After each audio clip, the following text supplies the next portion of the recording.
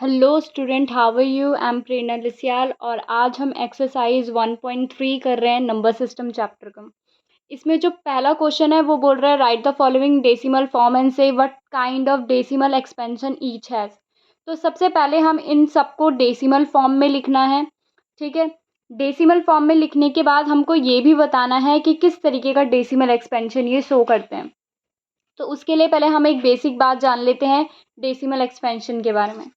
तो decimal expansion दो तरीके के होते हैं। ठीक है, एक तो होता है टर्मिनेटिंग और एक होता है नॉन टर्मिनेटिंग। टर्मिनेटिंग वो होता है जो डेसिमल के बाद कहीं ना कहीं जाके ख़त्म हो जाता है, यानी कि एक नंबर के बाद, दो नंबर के बाद, पॉइंट लगने के बाद, डेसिमल लगने के बाद, एक दो तीन चार कितने भी नंबर के बाद ये ख़त्म हो जाएगा, लेकिन ये ख़त्म होता है। ठीक है, टर्मिनेट हो जाता है। तो इसका रिमाइंडर कभी ना कभी कितना आता है? ज़ीरो आता है। ठीक है, नॉन टर्मिनेटिंग होता है एक। नॉन टर्मिनेटिंग वो होता है जिसमें जो हमारा रिमाइंडर होता है वो ज़ीरो नहीं आता है, बल्कि वो और आगे बढ़ता जाता है। ठीक है, और हमें बार बार उसको आगे ज़ीरो ज़ीरो लेके हम बढ़ाते रहते हैं, पर वो रिमाइंडर कभी भी ज़ीरो नहीं होता। ठीक है, तो उसको बोलते हैं हम कि वो क्या है? नॉन टर्मिनेटिंग है। अब नॉन टर्मिनेटिंग भी दो तरीके के होते हैं, एक तो होता है रिपीटिंग और एक होता है नॉन रिपीटिंग। ठीक है, रिपीटिंग में क्या होता है? डेसिमल के बाद एक पैटर्न बनता है और नंबर जो है वो रिपीट होता है। और नॉन रिपीटिंग वो होता है जिसमें नंबर रिपीट नहीं होता है, बल्कि हर बारी एक नया नंबर आ जाता है। ठीक है, तो कोई पैटर्न नहीं बनता है यहाँ पे। तो एग्जाम्पल से समझते हैं, पहले हम टर्मिनेटिंग वाले का लेते हैं। सपोज जैसे टर्मिनेटिंग में मैंने एग्जाम्पल लिया 17/2 का। यहाँ हम 17 को डिवाइड करेंगे 2 से। ठीक है, सबसे पहले मैंने करा 2 8 जा 16, इसको माइनस करा तो हमारे पास बचा 1। ठीक है, फिर उसके बाद मैंने यहाँ पे ज़ीरो लगाया और यहाँ पे पॉइंट बढ़ाया। ठीक है, फिर 2 5 जा 10 और रिमाइंडर आया 0। तो ऐसे फ्रैक्शंस को हम बोलते हैं कि ये टर्मिनेटिंग है, क्योंकि यहाँ पे डेसिमल लगने के बाद एक नंबर के बाद ये क्या हो गया? रिमाइंडर 0 आ गया। हो सकता है 2 3 4 5 नंबर के बाद रिमाइंडर 0 आए, लेकिन यहाँ पे रिमाइंडर 0 आता है। ठीक है, कितने भी डिजिट हो वो फ़र्क नहीं पड़ता, लेकिन रिमाइंडर 0 आएगा कभी ना कभी। फिर आते हैं नॉन टर्मिनेटिंग में। नॉन टर्मिनेटिंग एंड रिपीटिंग वाला देखते हैं। ठीक है, तो नॉन टर्मिनेटिंग एंड रिपीटिंग वाले का हमने एग्जांपल लिया 22/3। तो मैंने 22 को डिवाइड कर रही हूँ 3 से, तो कह रहा है पहले मैंने 3 7 जा 21, यहाँ पे बच गया एक, जिसमें मैंने 0 लगाया और फिर यहाँ पे पॉइंट बढ़ाया। अब 10 आ गया। अब 10 कहाँ पे आएगा? 3 3 जा 9 पे। फिर हम माइनस करेंगे, फिर से हमारा 1 बचेगा। यहाँ की तरह जैसे यहाँ पे 1 बचा था, वैसे यहाँ पे दोबारा से 1 बच गया। तो हम दोबारा से 0 लेंगे एंड 3 3 जा 9 करेंगे, फिर से 1 बच गया। तो इससे हमें ये समझ में आ रहा है कि हम बार बार 1 के बाद फिर 0 लेंगे, फिर उसको 10 बनाएंगे, फिर हम बार बार 9 से ही करते रहेंगे, यानी यहाँ पे बार बार 3 ही आता रहेगा। ठीक है, क्योंकि बार बार हमारे पास रिमाइंडर में 1 बचेगा, जब 0 नहीं आएगा 1 बचेगा बार बार। ठीक है, यानी रिमाइंडर कभी भी क्या नहीं होगा? 0 नहीं होगा, और बार बार हमारे पास 3 आने वाला है। तो क्योंकि 3 बार बार रिपीट हो रहा है, इसलिए ये नॉन टर्मिनेटिंग एंड रिपीटिंग के अंदर आएगा। जहाँ पे 3 बार बार रिपीट हो रहा है, इसलिए 3 के ऊपर लगा दिया बार। बार लगाने का मतलब ये है कि अब ये 3 जो है ये बार बार रिपीट होगा। तो जो नंबर रिपीट होता है उसके ऊपर हम बार लगाते हैं। बार ये लाइन होती है जो कि हम किसी भी नंबर के ऊपर लगाते हैं, ताकि ये शो करने के लिए कि ये नंबर रिपीट हो रहा है। अब आते हैं नॉन टर्मिनेटिंग में, नॉन टर्मिनेटिंग नॉन रिपीटिंग में। ठीक है, तो non terminating and non repeating का सबसे अच्छा एग्जाम्पल है पाई। पाई जो है हमने सर्कल में पढ़ा है। ठीक है, पाई आर स्क्वायर सर्कल का एरिया होता है, तो वहाँ पे जो पाई है वो 22/7 होता है। अभी 22/7 को हम कैसे करेंगे? यहाँ पे लिखेंगे 22 और इसको डिवाइड करेंगे 7 से। तो 7 3 जा 21, कितना बचा हमारे पास? 1। 1 के लिए हम लगा देंगे 0। ठीक है, 0 लगाएंगे तो हमें पॉइंट बढ़ाना पड़ेगा। तो अब करेंगे हम 7 1 जा 7। ठीक है, 7 करने के बाद हमारे पास बचेगा 3। 3 के बाद हम 0 लगाएंगे, फिर करेंगे 7 4 जा 28, फिर हमारे पास 2 बचेगा, फिर उसके बाद हम 0 लगाएंगे, फिर हम करेंगे 7 2 जा 14। ठीक है, फिर हमारे पास 6 बचेगा, फिर हम 0 लगाएंगे, फिर हम करेंगे 8 जा 56। ठीक है, और फिर 4 बचेगा। इस तरीके से आप 40, इस तरीके से आप और भी आगे कर सकते हो। आप ये कभी डेसिमल एक्सपेंशन कभी ख़त्म नहीं होने वाला और बार-बार हमारे पास एक नया डिजिट आएगा और यहाँ पे कोई पैटर्न नहीं बनेगा। तो ये जो नंबर है ना, इसके बाद मैंने पॉइंट, पॉइंट, पॉइंट लगाया, इसका मतलब ये नंबर और आ गया, बस बढ़ता ही जा रहा है, ठीक है? और कोई पैटर्न नहीं बन रहा है, इसलिए हम यहाँ पे कोई बार का यूज़ भी नहीं कर रहे हैं। तो पाई की वैल्यू एक ऐसी होती है जो नॉन रिपीटिंग होती है, इसमें कोई नंबर, कोई पैटर्न नहीं बनता, कुछ रिपीट नहीं होता पैटर्न में, ठीक है? तो बार-बार एक नया डिजिट आएगा और कोई पैटर्न नहीं बनेगा, इसलिए ये नॉन रिपीटिंग के अंदर आ गया। तो ये है हमारे पास बेसिक सी चीज़ जो इस पहले क्वेश्चन को करने के लिए हमें आनी चाहिए, ठीक है? तो अब हम पहला क्वेश्चन ट्राई करते हैं। तो हमारा पहला पार्ट पहले क्वेश्चन में पहला पार्ट है 36/100। तो सबसे पहले हमें इसे डेसिमल फॉर्म में चेंज करना है और फिर हमें बताना है कि किस तरीके का डेसिमल एक्सपेंशन ये शो करता है, ठीक है? तो सबसे पहले हम इसको चेंज कर लेते हैं, उसके लिए हमें इसको डिवाइड करना पड़ेगा। तो यहाँ यहाँ पर लिखेंगे हम 100, नीचे वाले नंबर को आगे लिखेंगे और ऊपर वाले नंबर को बीच में लिखेंगे, यानी कि ये होता है न्यूमरेटर और ये होता है डिनोमिनेटर। तो डिनोमिनेटर को बाहर लिखेंगे, न्यूमरेटर को अंदर लिखेंगे। हमें पता है 3600 से तो डिवाइड होगा नहीं, तो हमें पॉइंट लेना पड़ेगा और यहाँ पे 0 बढ़ाना पड़ेगा। तो अब करेंगे हम 100, 3 ज़ा 300, ठीक है? हमारे पास बच गया 60, फिर से हम 0 बढ़ाएंगे एंड 6 ज़ा 600। तो 100, 6 ज़ा 600, यहाँ पे हमारे पास रिमाइंडर क्या आ गया? 0। तो हमारे पास आंसर क्या आया? तो हमारे पास आंसर है 0.36, क्योंकि 0.36 में हमारा रिमाइंडर 0 आ गया। इसका मतलब ये किस तरीके का एक्सपेंशन है? ये है टर्मिनेटिंग, ठीक है? क्योंकि ये ख़त्म हो गया, मतलब इसमें 0 आ गया रिमाइंडर में, इसलिए टर्मिनेटिंग है, ठीक है? अब आगे बढ़े। अब आते हैं हम सॉल्यूशन में सेकेंड वाले पार्ट में, जो कि हमारा 1/11 है। यहाँ पे हम लिखेंगे 11 और न्यूमरेटर लिखेंगे अंदर। हमें पता है 11 से 1 तो जाएगा नहीं, तो हमें पॉइंट लगाना पड़ेगा, 0 बढ़ाएंगे। अभी भी 10 11 से छोटा है, तो यहाँ पे एक 0 बढ़ाना पड़ेगा और यहाँ पे भी एक और 0 बढ़ाना पड़ेगा। अब 11 9 ज़ा होता है 99, माइनस करेंगे 1 आएगा। फिर से हम एक 0 बढ़ाएंगे, ठीक है? अब एक 0 से तो काम बनेगा नहीं, तो एक और 0 बढ़ाना पड़ेगा। तो जब हम एक और 0 लगा लेते हैं, तो हमें यहाँ पे भी वो 0 शो करना होता है। तो फिर से हम 9 जा 99, 9 जा 99 करेंगे, ठीक है? फिर से हमारे पास कितना बच गया? 1। तो इससे हमें पता चल रहा है कि हमारे पास रिमाइंडर जो है वो हर बारी 1 बचने वाला है और हर बारी हमें 2 ज़ीरो की यहाँ पे हेल्प लेनी पड़ेगी। अब और हर बारी हम 9 से ही मल्टीप्लाई करेंगे, यानी कि हमारे पास ये 0.090909 ये कभी ख़त्म ही नहीं होगा, ठीक है? तो हम इसको सिंपली ऐसे लिख सकते हैं कि 0.09 के ऊपर बार, क्योंकि 09 बार-बार रिपीट होगा। तो यानी कि ये तो है नॉन टर्मिनेटिंग इसीलिए क्योंकि इसमें रिमाइंडर 0 नहीं आने वाला, ठीक है? एंड उसके अलावा और क्या है? ये रिपीटिंग, क्योंकि यहाँ पे बार लग रहा है, क्योंकि नंबर बार-बार रिपीट हो रहा है, एक पैटर्न बन रहा है 0909 का। तो आएगा यहाँ पे रिपीटिंग, ठीक है?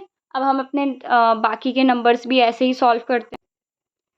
नेक्स्ट नंबर है 4 एंड 1/8, ठीक है? मिक्स्ड फ्रैक्शन है ये।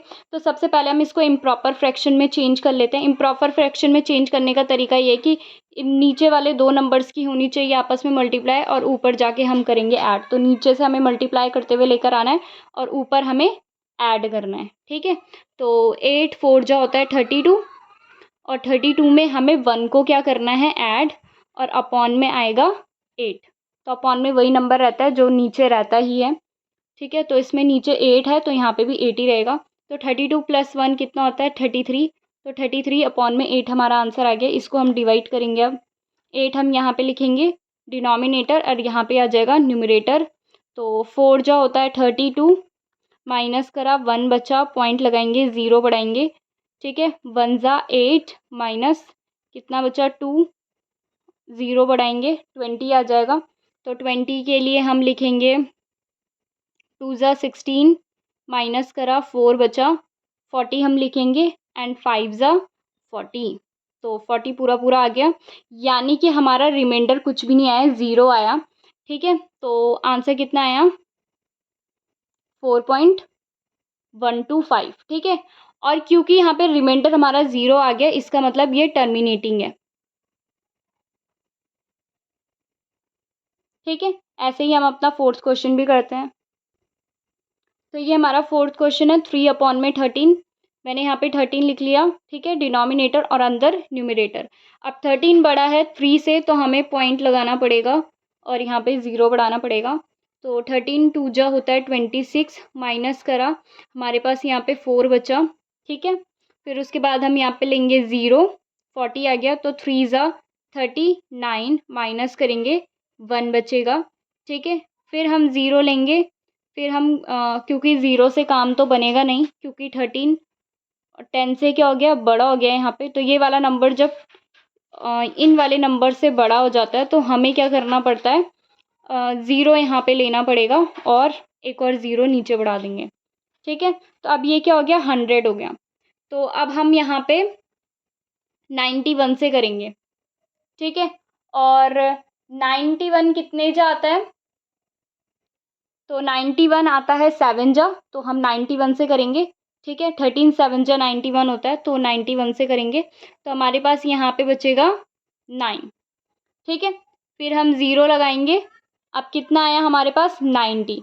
90 के लिए हम क्या लेंगे, 90 के लिए हमें लेना पड़ेगा 6, ठीक है। हम यहाँ पे लेंगे 6। अब 6 हमने लिया, तो 13 6 जा कितना होता है, 13 6 जा होता है 78, माइनस करेंगे, हमारे पास यहाँ पे बचेगा 10 में से 8 गया 2 बचा, 8 में से 7 गया 1 बचा 12, यानी कि, ठीक है। तो यहाँ पे हमें लगाना पड़ेगा 0, आंसर आया 120, ठीक है। 9 जा करेंगे, तो 9 जा होता है 117, फिर बचेगा हमारे पास 3। तो अब देखो 3 बच गया, जैसे कि हमारे पास पहले था यहाँ पे 3, दिख रहा है, यहाँ पे पहले 3 था, 0 हमने खुद लगाया था, तो यहाँ पे 3 था, तो फिर मैं 0 लगाऊंगी तो वापस से स्टेप रिपीट होने वाला है, ठीक है। तो यानी कि यहाँ से स्टेप दोबारा से रिपीट होने वाला है, यानी कि इस पूरे नंबर के ऊपर हमें क्या लगाना पड़ेगा, बार, क्योंकि अब एक पैटर्न बनेगा 2 3 0 7 6 9 का, ठीक है। दोबारा से हम 30 लिखेंगे, फिर से हमें 26 से करना पड़ेगा, फिर 4 बचेगा, 0 लगाएंगे, तो मतलब ये पूरा वापस से रिपीट होने वाला है। तो 3/13 का आंसर कितना आया हमारा, 0.230769 के ऊपर बार। तो इसीलिए, क्योंकि ये नंबर कभी ख़त्म नहीं होगा और इसमें एक पैटर्न बन रहा है, तो हम लिखेंगे कि ये नॉन टर्मिनेटिंग है एंड नॉन रिपीटिंग भी है। तो हमने 4 क्वेश्चन ऐसे ही कर लिए हैं। अब हमारे पास 2 क्वेश्चन और बचे हैं। तो सॉल्यूशन फिफ्थ है हमारा 2/11। तो हम यहाँ पे लिखेंगे 11, यहाँ पे लिखेंगे 2, ठीक है। 0 पॉइंट बढ़ाएंगे, यहाँ पे हमें 0 लगाना पड़ेगा। तो अब बना हमारा 20, तो 11 1 जा 11, 11 2 जा, क्योंकि 22 होता है, तो 11 1 जा 11 करेंगे, तो मेरे पास यहाँ पे बचेगा 9, तो फिर मैं 0 लूँगी एंड 8 जा 88 करूँगी, माइनस, फिर हमारे पास यहाँ पे बचेगा 2, फिर से मैं 0 लगाऊंगी, फिर से मुझे 1 से 11 जा ही करना पड़ेगा, फिर 9 बचेगा, 0 बढ़ाऊंगी, फिर से 8, यानी कि अब बार बार मेरे पास यही आने वाला है, ठीक है। तो 0.1818 रिपीट होने वाला है, तो 0.18 के ऊपर बार, क्योंकि एक पैटर्न बन रहा है, इसीलिए हम लिखेंगे कि ये नॉन टर्मिनेटिंग है, ठीक है। तो क्योंकि यहाँ पे एक पैटर्न बन रहा है, इसलिए हम non terminating and non repeating इसका आंसर लिखेंगे। अब आते हैं हम क्वेश्चन नंबर 6 में। 400 को हमें यहाँ पे लिखना पड़ेगा एंड 329 को यहाँ पे। अब जैसे कि हमें दिख रहा है कि ये 329 है, तो हमें यहाँ पे 0 पॉइंट और यहाँ पे एक 0 बढ़ाना पड़ेगा, ठीक है। अब हम ऐसे कौन सा नंबर लें कि इसको हम क्या कर सकें, डिवाइड कर सकें। तो हम यहाँ पे लेंगे 8 जा से करते हैं, ठीक है। तो 32 आएगा, 3200 8 जा करेंगे, तो यहाँ पे बच जाएगा 90 और बाकी ये सारा आगे का 0 हो जाएगा, यानी 90 बचेगा। अभी 90 400 से क्या है, छोटा है, तो हम एक और 0 लगाएंगे, तो 900, ठीक है। तो 400 2 जा कितना होता होगा, 800, तो माइनस करेंगे, बचेगा हमारे पास 100। फिर हम यहाँ पे 0 बढ़ाएंगे, ठीक है, तो ये बन गया 1000। अभी हमें फिर से यहाँ पे 2 से ही करना पड़ेगा, यानी कि दोबारा से भी हमारा आंसर 800 ही आएगा। तो 10 में से 8 गया, 2 बचा और बाकी के तो ये 0 थे ही, ठीक है। तो 200 400 से छोटा हो गया, यानी अभी एक और 0 लेंगे, तो यहाँ पे आया 2000 और 400 5 होता है 2000, ठीक है। तो यानी कि हमारे पास आंसर कितना आया 0.8225 एंड क्योंकि रिमाइंडर 0 आ गया इसलिए हम यहाँ पे लिखेंगे कि ये है टर्मिनेटिंग, ठीक है। तो इस तरीके से हमने अपना पूरा पहला वाला जो पार्ट है वो एकदम ख़त्म कर लिया, पहला क्वेश्चन एकदम ख़त्म कर लिया है। अब हम आते हैं अपने सेकंड क्वेश्चन में। ये है हमारा सेकंड क्वेश्चन, ठीक है। सेकंड क्वेश्चन में हमें ये बोल रहा है you know that 1/7 is equal to 0.142857 के ऊपर बार, यानी ये वाला जो नंबर है डेसिमल के बाद ये पूरा का पूरा नंबर रिपीट हो रहा है बार बार। Can you predict what the decimal expansion of 2/7 3/7 4/7 5/7 and 6/7 are without actually doing the long division, if so how, ठीक है। तो हमें बिना लंबा डिवीजन मेथड इस्तेमाल करे हुए हमें यहाँ पे सिंपली बताना है कि इनके आंसर्स क्या होंगे। तो देखिए ये क्वेश्चन बहुत सिंपल है, क्योंकि हमें यहाँ पे 1/7 की वैल्यू दी है, तो 1/7 की वैल्यू 0.142857 के ऊपर बार। ऐसे ही हमें 2/7 3/7 4/7 5/7 और 6/7 की वैल्यू निकालनी है। तो सबसे पहले हम 2/7 की निकालते हैं। 2/7 को हम 2 मल्टीप्लाइड बाय 1/7 लिख सकते हैं। ऐसा हमने इसीलिए किया क्योंकि हमें यहाँ पे 1/7 की वैल्यू दे रखी थी। तो 1/7 की वैल्यू मुझे मिली हुई है, इतनी है, तो मैं 1/7 की जगह में ये लिख सकती हूँ, ठीक है। तो 0.142857 ये मैं किसकी जगह में लिख सकती हूँ 1/7 की जगह में, ठीक है। और अब हम यहाँ पे क्या करेंगे, बस कुछ नहीं, अब पूरे नंबर की आपस में क्या करेंगे मल्टीप्लाई, ठीक है। तो 2 7 14 1 कैरी, 2 5 10 और 1 11, 2 8 16 और 1 17, 2 2 14 2 2 4 एंड 1 5, 2 4 8, ठीक है, 2 1 2 और पॉइंट लगाएंगे, 2 0 0 और ये पूरे नंबर के ऊपर बार। तो हमारा आंसर कितना आ गया ये। ऐसे ही हम 3/7 का भी निकालेंगे, 3 मल्टीप्लाइड बाई 1/7 लिखेंगे 3/7 को भी। यहाँ पे 1/7 की जगह में 0.142857 लिखेंगे, ठीक है। तो अब हम इसको सॉल्व करते हैं यहाँ पे। तो इस तरीके से 3 7 21, 1 यहाँ लिखेंगे, 2 कैरी, 3 5 15 16 17, 1 कैरी, 3 8 24 and 1 25, 2 3 2 6 7 8, 3 4 12, फिर 1 कैरी, 3 1 3 एंड 1 हो गया 4.0। तो इस पूरे नंबर के ऊपर बार, ठीक है। तो ऐसे ही हम 4/7 को भी करेंगे, मैंने यहाँ पे डायरेक्टली लिख लिया ताकि टाइम थोड़ा बचे।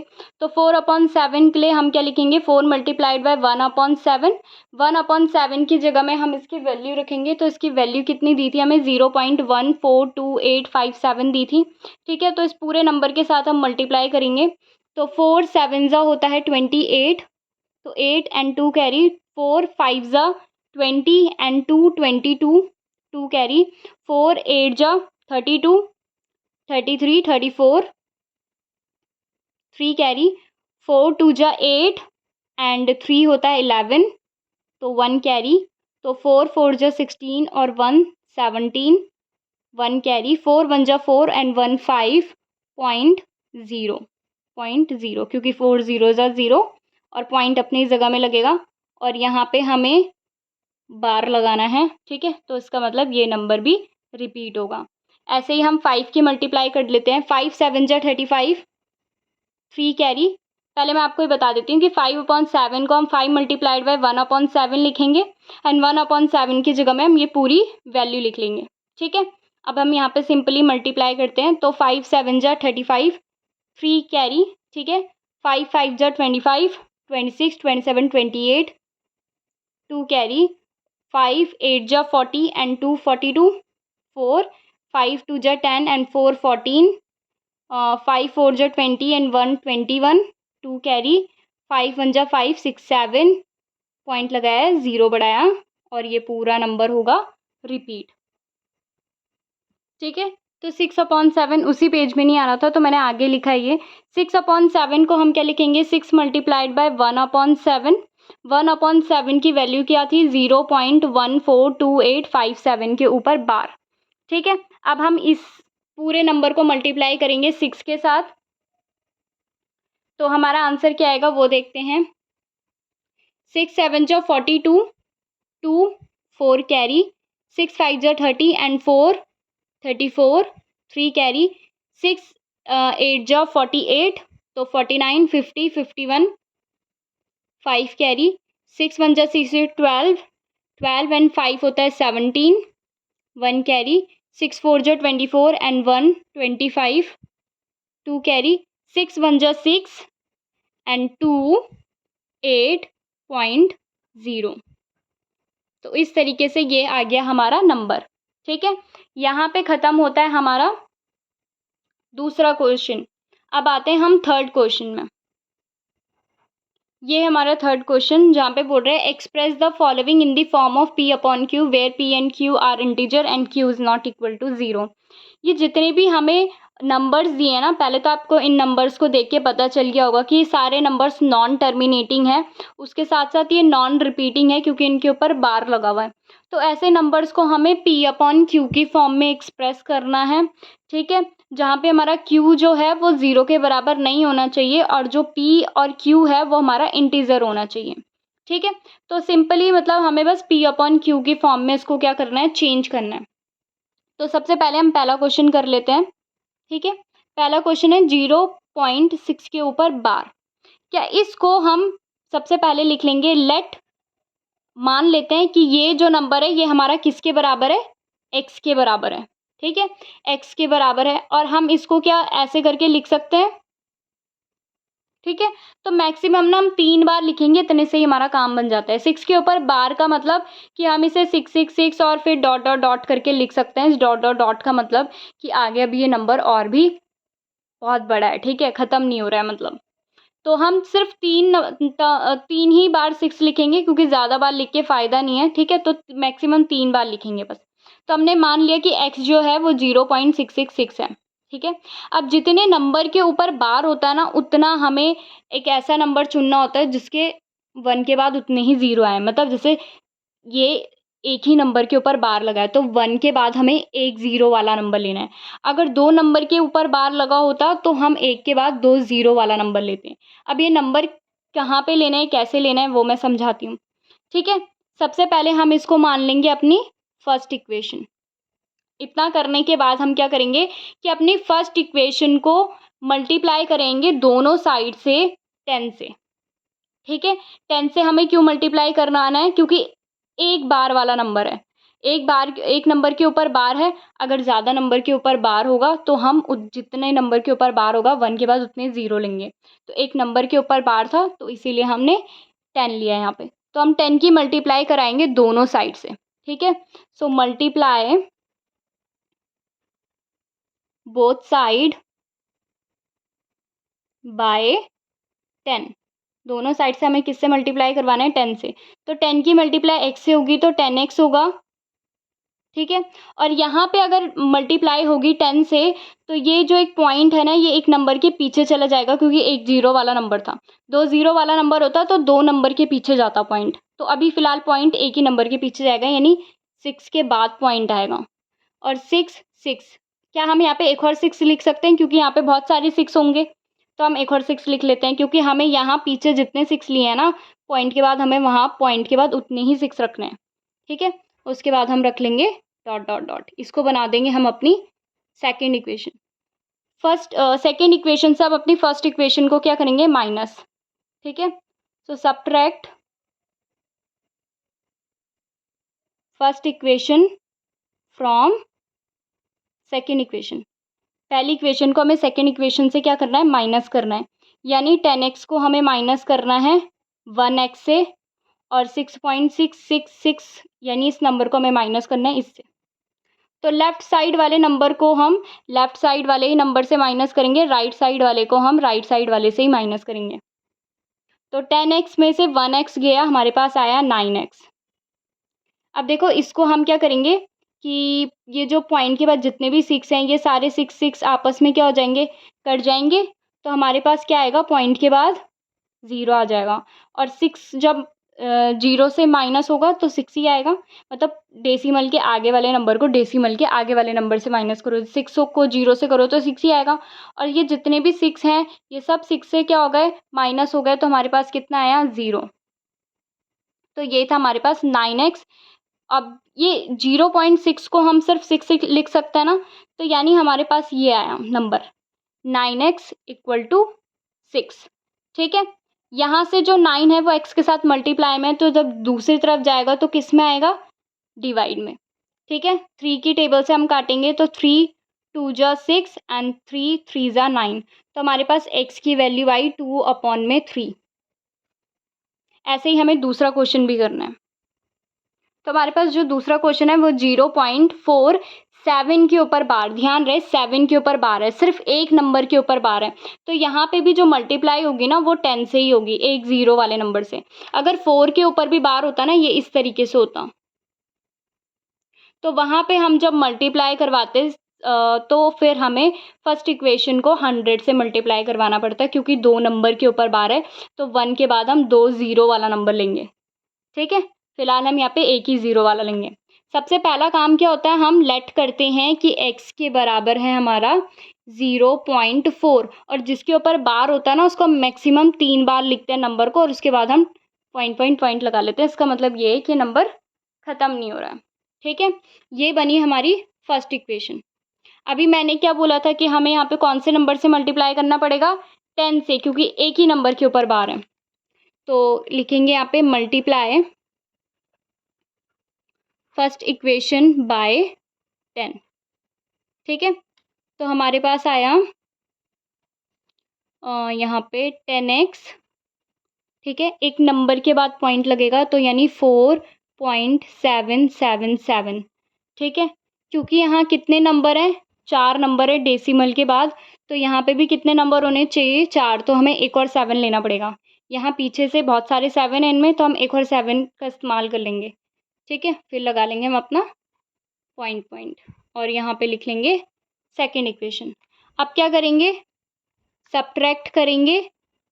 सब्ट्रैक्ट हम क्या करते हैं, सेकेंड इक्वेशन को सब्ट्रैक्ट करेंगे फर्स्ट से। ठीक है, या फिर सॉरी उल्टा बोल दिया, फर्स्ट को सब्ट्रैक्ट करेंगे सेकेंड इक्वेशन से।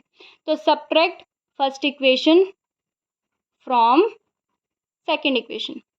तो सेकेंड इक्वेशन पहले लिखेंगे, फ्रॉम के बाद वाली इक्वेशन हम पहले लिखते हैं।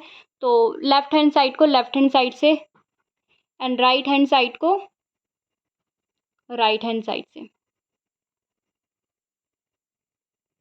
ठीक है, इस तरीके से। तो अभी 10x में से एक x गया तो कितना बचा, 9x। 4 में से पहले यहाँ पीछे से कर लेते हैं। तो यहाँ पे है 7 में से 7 गया, 0 बचा। 7 में से 7 गया, 0 बचा। 7 में से 7 गया, 0 बचा। इस 7 में से 4 गया तो हमारे पास बचेगा 3। ठीक है, एंड इस 4 में से 0 गया, हमारे पास बचेगा 4। अब ध्यान ये रखना है कि ये जितने भी 7 यहाँ पे आ रहे होंगे ना वो सारे 7 से कट गए हैं। ठीक है, तो इनकी हमें टेंशन नहीं लेनी, और ना ही यहाँ पे आप पॉइंट करना है, क्योंकि वो सब कैंसिल आउट हो जाएंगे। तो हमारे पास जो 9x आया वो 4.3 के बराबर आया।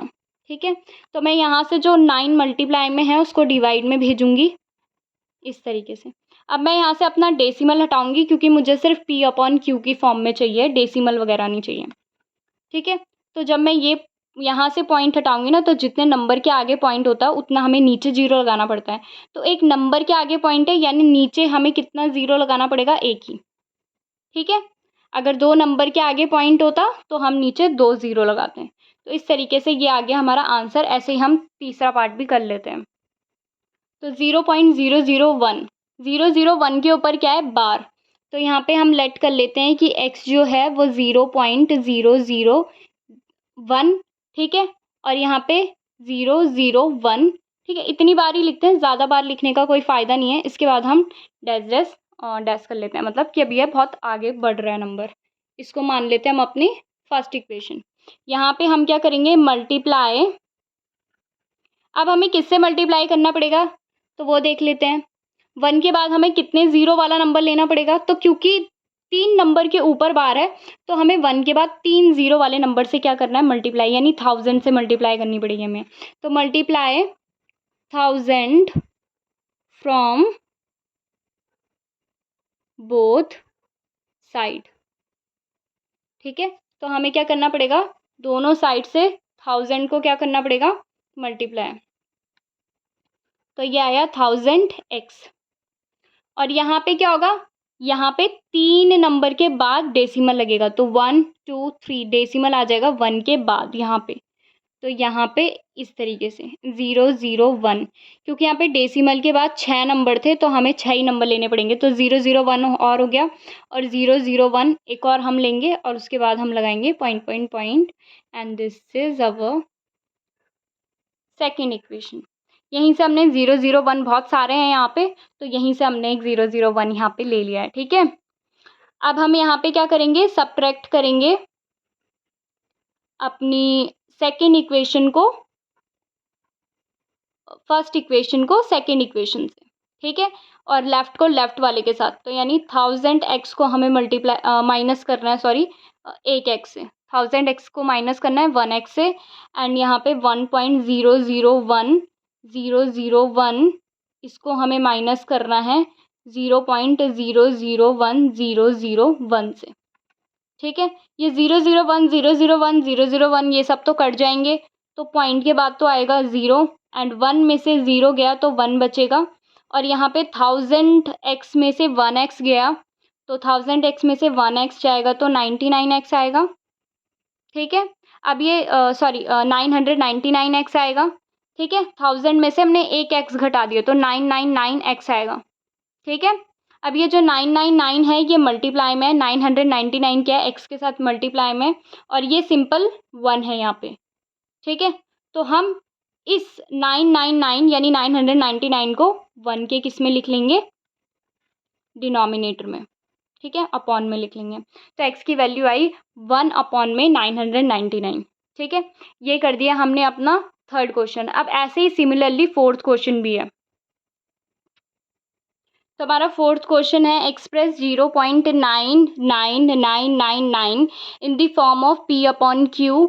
Are you surprised by your answer, with your teacher and classmate discuss why the answer make sense, ठीक है। तो कुछ नहीं है, सिंपल ही है, बस आपको 0.999 को p अपॉन q की फॉर्म में लिखना और बताना है कि आंसर क्या होगा, ठीक है। तो मैंने यहाँ पे डायरेक्ट लिखा है 0.99999, ठीक है। इधर पे हम क्या कर लेते हैं, लेट कर लेते हैं कि ये किसके बराबर है, x के बराबर। तो 0.999 मैक्सिमम 3 बार लिख लेते हैं, फिर हम सीधा क्या कर लेते हैं, अपना डैश डैश डैश कर लेते हैं। इसको मान लेते हैं फर्स्ट इक्वेशन, ठीक है।